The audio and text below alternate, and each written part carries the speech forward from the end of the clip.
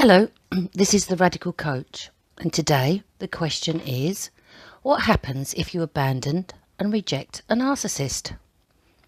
Well, they can't stand being abandoned and rejected. And do you know why? Because it really scares them.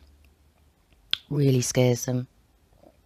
They'll be forced to confront their own emptiness, this permanent void that they've got inside their tummy, their solar plexus, that they just need to fill up all the time. And they do it with you. They do it maybe going to the gym. They do it by maybe going out cycling for hours.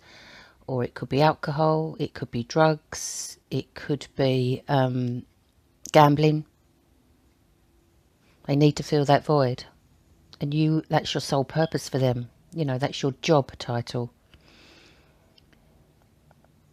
So when they're confronted with their own emptiness, it can go, only one way. But they'll camouflage it before they get really nasty. Or they might get nasty straight away. By your own narcissistic partner that you've got.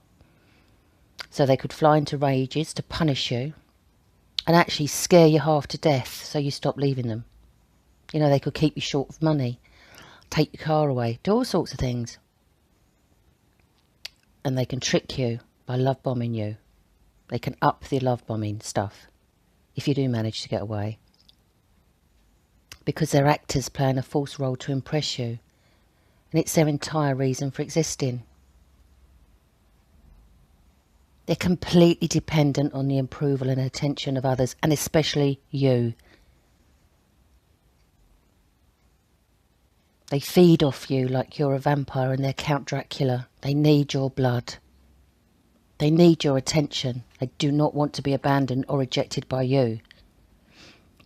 So when they go on that strong love bombing campaign, it could be, bouquets of flowers keep arriving at the home or where you're supposedly living, if you can keep that a secret, or work.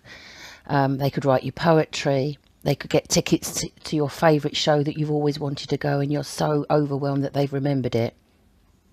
But don't forget, this is all to get you back so that you stop abandoning them and you stop rejecting them. You must fill their empty void. That's your role. And they know exactly what buttons to press, don't they? They know exactly how to love bomb and get you back.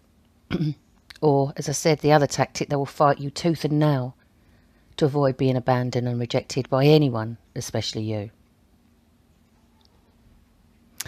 And if you do reject them and leave them to their own devices because you can't stand the pain anymore, you've lived on scraps of attention for years, you haven't been heard by them for such a long time, you've forgotten what life is like before you met them, when people treated you kindly, you've become so brainwashed that you can't think straight anymore.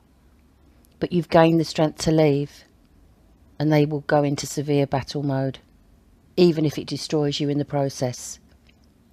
So be prepared of what they can do and set yourself a plan to protect yourself. Start gathering friends who you can trust, who will be there for you, family members that will be there for you. Because you need to be somewhere safe when you're away from them.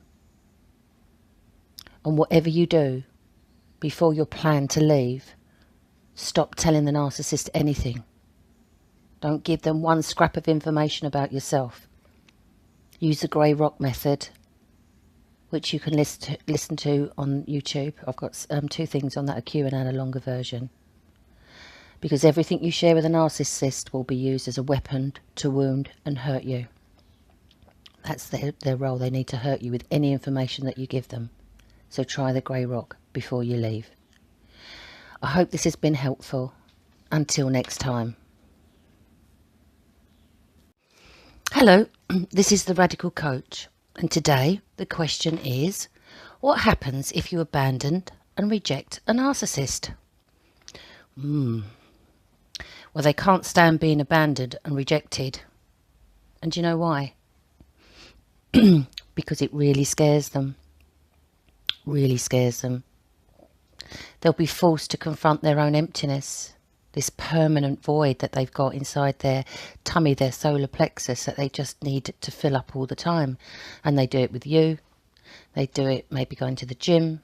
They do it by